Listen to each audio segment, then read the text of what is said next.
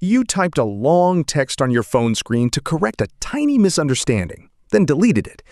This isn't about being arrogant. It's an automatic response to the discomfort of being misunderstood. I do this. 1 hour vanished while I rehearsed a reply. You draft a legal defense in your Notes app for a casual message. It sits there. That one single urge steals your entire morning. You'll see why fixing their opinion backfires and what to do instead. Why does a harmless disagreement feel dangerous? The reflex you can't stop. A friend misremembers a story, and you lean forward, waiting for a breath so you can jump in. A date from 3 years ago sits on your tongue, ready to be cited like a court case. Letting it go feels impossible. Walking away brings no relief, and the urge returns anyway. That reaction happens before you even decide to speak. There's a name for this: the writing reflex.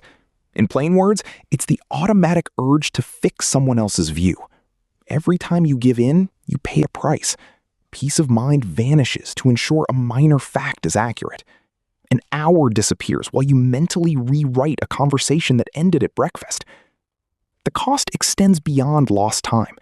The exact instinct you rely on to clear things up makes the tension worse. Why you see a mistake. A coworker gets one minor date wrong in a morning status meeting, and your hands immediately hover over the keyboard to fix the record. You assume they're making a mistake, not just holding a different view. The moment they speak, you start gathering evidence. You're building a case for why they're wrong before they even finish speaking. You feel completely certain that your memory is the objective truth. Because of that certainty, any difference of opinion feels like a glaring factual error. It demands your immediate intervention. Picture wiping a smudge off a mirror over and over, only to realize the mark sits on your own glasses. You keep trying to clean up their perspective. Your own lens creates the conflict. That need to jump in builds as physical tension in your chest and arms. Changing your posture interrupts the immediate pressure driving that reaction. Drop your hands to your sides. The meeting will keep moving, and you'll find yourself listening instead of fighting. The conference room is just practice. You have yet to see how this pattern alters the way people talk to you when nobody else is watching. The push that creates resistance. One reaction speaks up immediately. Another stays completely quiet. Trying to fix their opinion can make them defend it harder. Same conversation. One version ends in 30 seconds, while the other can lead to unnecessary frustration that drags on for the rest of your evening. Unsolicited advice can land as a threat to their freedom, which may lead them to push back. You'll burn 10 minutes arguing over a completely wrong restaurant name to prove a point. Your jaw sets. They may stop focusing on the facts entirely, reacting instead to a perceived challenge to their independence. Picture pushing hard against a swinging door that only opens toward you. Every ounce of force you apply jams the hinges tighter, locking you both in place. Step back. That's the only way the path clears. Waiting breaks the collision. Imposing a short delay prevents your automatic reaction and gives their defensiveness time to settle. Hold the silence for 3 seconds. You might watch their shoulders drop as they realize no attack is coming. Steady. Their resistance often causes them to disengage from the facts. They're reacting strictly to your need to control the conversation. This dynamic can derail casual debates.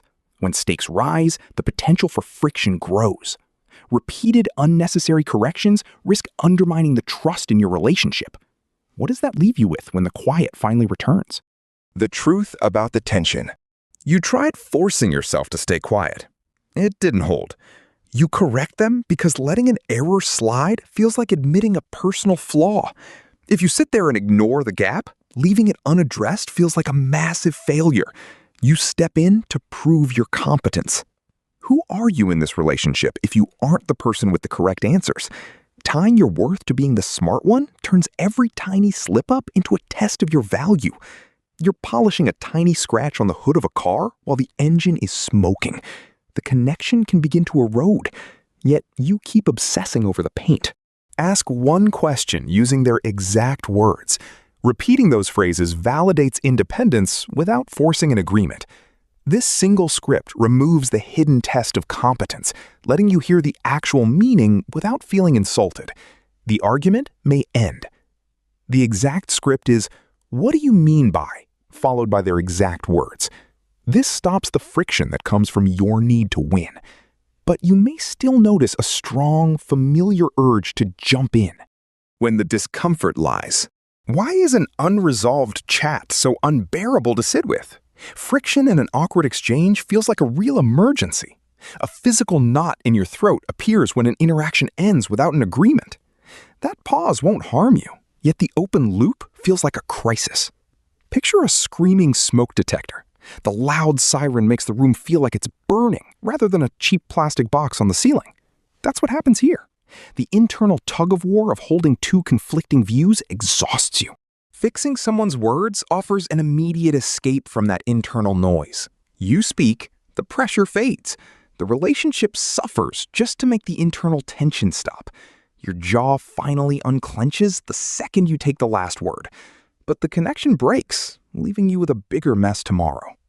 There's no real fire to put out. Closing the gap is not a requirement. The noise can ring until it finally stops. How to drop the shield. That reply on your phone just relieves your tension, making them fight harder. You wait for their agreement to feel secure, but you already hold permission to be okay. Drop your hands to your sides. Hold the silence for 3 seconds. Ask one question using their exact words. Set the phone down and subscribe to understand your reactions.